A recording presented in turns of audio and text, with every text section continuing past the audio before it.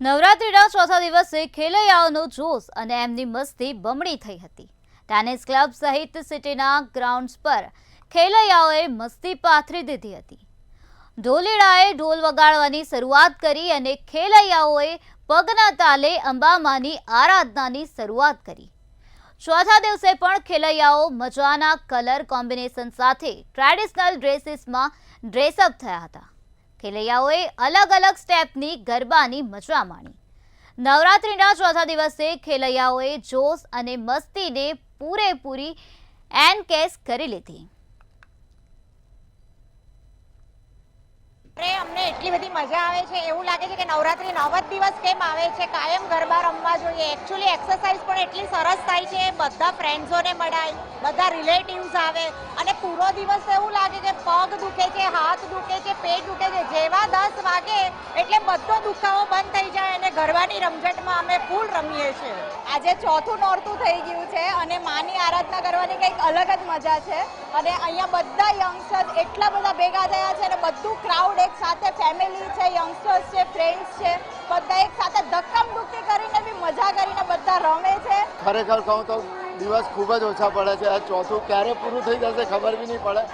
અને બીજું કે વર્ષો વર્ષ અહીંયા ટેનિસ ક્લબમાં તો અમારા ગરબા થતા જ હોય છે અને એટલું ફાઇન આયોજન થાય યંગસ્ટરોમાં, તો એટલું બધું એ છે, એનો ક્રેઝ એટલો બધો છે કે પાસ માટે પડાપડી થાય। ટેનિસ ક્લબનું આયોજન દર વર્ષે લોકો રાહ જુએ છે આતુરતાપૂર્વક અને ખાસ કરીને જે યંગસ્ટર્સ છે તેમાં બહુ જ પોપ્યુલર છે।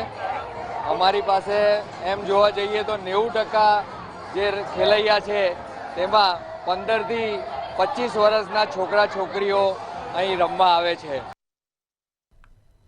રાજકોટ શહેરના મવડી ચોક વિસ્તારમાં શ્રી બજરંગ ગરબી મંડળ દ્વારા છેલ્લા 17 વર્ષથી પ્રાચીન ગરબીનું આયોજન કરવામાં આવે છે। અર્વાચીન ગરબાની જાગમજોડ વચ્ચે પણ પ્રાચીન ગરબીનું મહત્વ આજે પણ યથાવત જોવા મળી રહ્યું છે। 6 બાળા સળગતી ઈંઢોણી અને હાથમાં મસાલ સાથે 20 મિનિટ સુધી રાસ રમી હતી, જે શહેરીજનોમાં આકર્ષણનું કેન્દ્ર બન્યું હતું। આ રાસ જોવા હજારોની સંખ્યામાં લોકો ઉમટી પડ્યા હતા। બસ અમારો બજરંગ ગરબી મંડળનો અમારો એક પ્રખ્યાત રાસ છે સળગતી ઈંઢોણીનો, એમ કે જેથી કરીને બાળાઓ આ સારી રીતે રાસ કરે છે, રાસ રજૂ કરે છે। અને આ સળગતી ઈંઢોણીનો રાસમાં પેલા ઈંઢોણી આવે છે, પછી ગરબા આવે છે, એની માથે ઈંઢોણી આવે છે અને બે હાથમાં મસાલ આવે છે।